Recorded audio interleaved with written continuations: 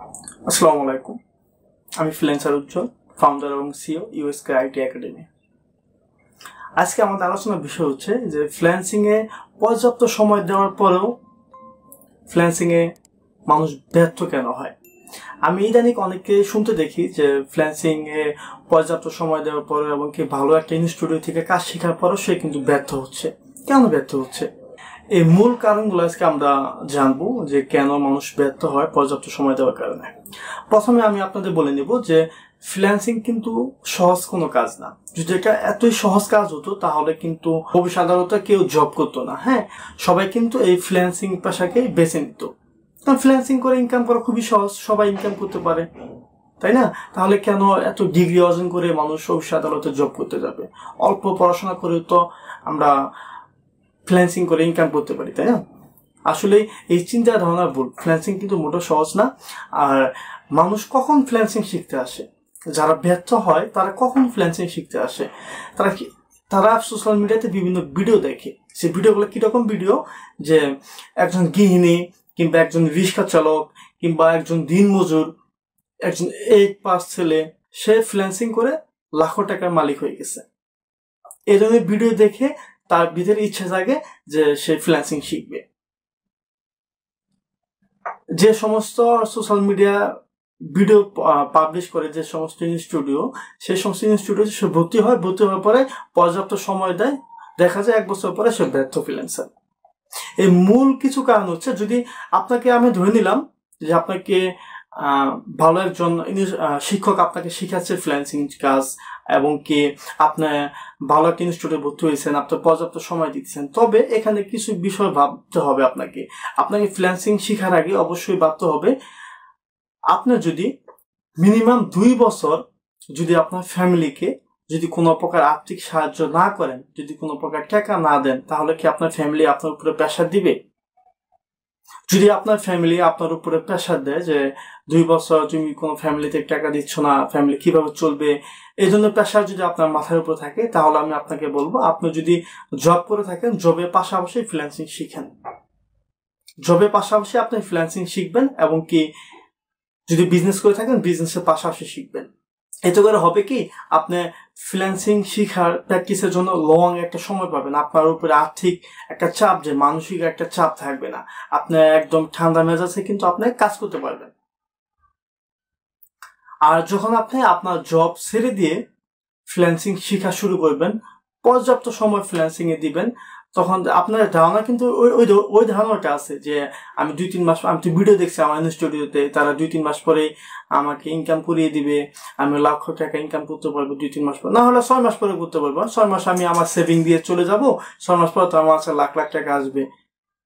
এই ধরনের দেখে কিন্তু আপনি কাজ শিখতেছেন। যখন আপনি পর্যাপ্ত সময় দিয়ে কাজ শিখবেন, শিখার পরে যখন 6-7 মাস পর কিংবা 8 মাস পরে যখন আপনি ওই পরিমাণ টাকা ইনকাম করতে পারবেন না যে পরিমাণ টাকা হলে আপনার ফ্যামিলি চলবে, তখন করবেন কি, আপনি ফ্রিল্যান্সিং একদম বাদ দিয়ে দিবেন যে না, ফ্রিল্যান্সিং করা সম্ভব না, ফ্রিল্যান্সিং করে আমার সময় অর্থ দুটা নষ্ট হলো।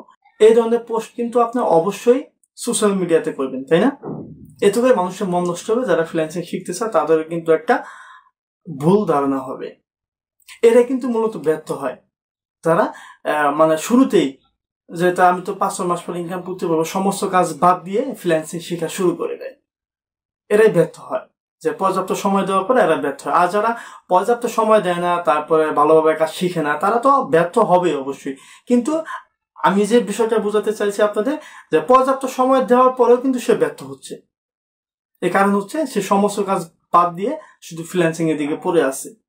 এরা ভাবতেছে না যে ফ্রিল্যান্সিং থেকে ভালো পরিমাণ টাকা ইনকাম করতে হলে মিনিমাম তাকে 2-3 বছর সময় দিতে হবে, তারপরে সে তার ফ্যামিলি চালানোর মতো একটা ইনকাম সে করতে পারবে। আবার আমি অনেকে দেখেছি যে যারা ফ্রিল্যান্সিং বাদ দিয়েছে, এখন তারা 6 মাস পরে ভালো অবস্থানে ছিল, মার্কেট প্লেস থেকে 2-3টা কাজ পাইছে, ভালো অ্যামাউন্টের কাজগুলো পাইছে, কাজ করার পরে সে আর কাজ পাচ্ছে না, পরে ফ্রিল্যান্সিং বাদ দিয়ে দেয়। আমি অনেকে দেখেছি। আরেকটা বাস্তব অভিজ্ঞতা বলি, আমি যে ইনস্টিটিউটের কাজ শিখি, সেই ইনস্টিটিউটে আমার ব্যাচে ছিল প্রায় 250 জনের মতো আমার ব্যাচ ছিল। সেই 250 জনের মধ্যে কিন্তু আমরা এখন প্রায় 80 থেকে 90 জন কিন্তু এই ফ্রিল্যান্সিং সেক্টরের সাথে জড়িত আছে। আর সবাই কিন্তু এই ফ্রিল্যান্সিং বাদ দিয়ে অন্য পেশায় চলে গেছে।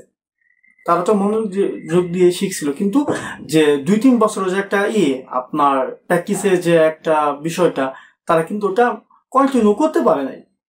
হ্যাঁ, তারা অনেকেই আমি দেখছি যে সমস্ত ভালো জব ছেড়ে দিয়ে ফ্রিল্যান্সিং শুরু করে দিচ্ছে। তারপর 1 বছর পরে দেখা যায় ফ্রিল্যান্সিং থেকে ওই পরিমাণ অর্থ সে পাচ্ছে না, সে তখন আবার আগের পেশায় চলে যাচ্ছে। এরা মূলত ফ্রিল্যান্সিং এ এসে সময় অর্থ দুইটা নষ্ট করে। আপনি যদি স্টুডেন্ট হয়ে থাকেন সেক্ষেত্রে আমি আপনাকে বলবো যে আপনার পড়াশোনার পাশাপাশি ফ্রিল্যান্সিং করেন। আর যদি জব কিংবা বিজনেস করে থাকেন, আপনার জব বিজনেসের পাশাপাশি ফ্রিল্যান্সিং করেন লং একটা সময় নিয়ে। হ্যাঁ, আর আরেকটা বিষয় আমি আপনাদের বলবো যে বর্তমান সোশ্যাল মিডিয়াতে আমরা দেখি যে ব্যাঙের ছাতার মতো অনেকগুলো ইনস্টিটিউট হয়ে গেছে যারা বিভিন্ন ফ্রিল্যান্সিং কোর্স শেখাচ্ছে। হ্যাঁ, এবং কি তাদের বিভিন্ন ভিডিও আছে যে তাদের স্টুডেন্ট 1 মাসে লক্ষ টাকা ইনকাম করে ফেলছে। আপনি ওই জন্য ভিডিও দেখার আগে আপনাকে খোঁজ দেবেন যে তাদের যারা কাজ শিখাচ্ছে তারা আসলেই কোনো মার্কেট প্লেসে কাজ করেছে কিনা, তাদের পূর্ব কোনো অভিজ্ঞতা আছে কিনা, কিংবা তাদের ভালো কোনো স্টুডেন্ট আছে কিনা যারা সাকসেস আজকে ওই 1-2 মাসে যে লক্ষ টাকা ইনকাম করছে এই ধরনের ফাঁদে কেউ পারা দিবেন না। জাস্ট এগুলো একটা তাদের ইনস্টিটিউটে একটা প্রমোশন ভিডিও। আমি এই বিষয়টা ওপেন করে দিলাম, এই কথা মনে কেউ কখনো ইউটিউবে বলে নাই যে 1 মাসে কাজ শেখা শুরু করি লাখ টাকা ইনকাম করে ফেলছে। জাস্ট এগুলো একটা তাদের ইনস্টিটিউট প্রমোশন ভিডিও। হ্যাঁ, এই ধরনের ফাঁদে কেউ পারা না দিয়ে যে ইনস্টিটিউটে কাজ শিখবেন সেই ইনস্টিটিউটে পুরোপুরি খোঁজ নিবেন, কিংবা যে আপনাকে কাজ শিখাচ্ছে সে আদৌ মার্কেট প্লেসে কাজ করেছে কিনা সেই বিষয়ে আগে আপনি যাচাই বাছাই করে তারপর কাজ শিখবেন। আর আরেকটা বিষয় মাথায় রাখবেন, আপনি কাজ শিখার আগে আপনাকে অবশ্যই ইংলিশে দক্ষ হতে হবে। আপনার 100% দক্ষ না হলেন আপাতত আপনাকে 50% দক্ষ হতে হবে, ইংলিশে কথা বলা জানতে হবে, 50% জানতে হবে। হ্যাঁ, পুরোপুরি আপনার নাও পারতে পারে, অনেকেই পারে না পুরোপুরি কথা বলতে, তবে আপনাকে 50% অভিজ্ঞতা অবশ্যই লাগবে ইংলিশের উপরে। তাছাড়া আপনি ফ্রিল্যান্সিং এ কখনো সাকসেস হতে পারবেন না, কখনো কাজ করতে পারবেন না। আপনি বাইরের কাছ থেকে কাজ নেবেন, কাজ যদি বাইরে বুঝাতে না পারেন তাহলে আপনি কি কাজ নেবেন, আর বাইরে আপনি কি কাজ দিবেন ডেলিভারি। হ্যাঁ, সো আপনার কেউ এই সোশ্যাল মিডিয়ায় ফাঁদে পাড়া দিবেন না। যারা ওই যে 8 পাস 5 পাস এরা কোটিপতি হয়ে গেছে, হাতে গুনে 2-1 জন হতে পারে। দেখেন যে সে ইংলিশ ভালো পারে, আপনি খুঁজে দেখেন সে ইংলিশ ভালো পারে, সে পিছনে অনেক সময় দিচ্ছে, তারপর আজকে সাকসেস। আর যখন আমরা বিভিন্ন নিউজে আমরা বিভিন্ন ফ্রিল্যান্সারের ভিডিও দেখি, আমরা কিন্তু তার পিছনে ইতিহাসগুলো ওইরকম জানি না। জাস্ট সে এখন কি হয়েছে, আমিও হয়ে যাব, জব ছেড়ে দেই, কাজ শুরু করি, আমি ফ্রিল্যান্সিং হয়ে সফল ফ্রিল্যান্সার হয়ে যাব। হ্যাঁ, এই ধরনের চিন্তা ভাবনা কেউ নেবেন না।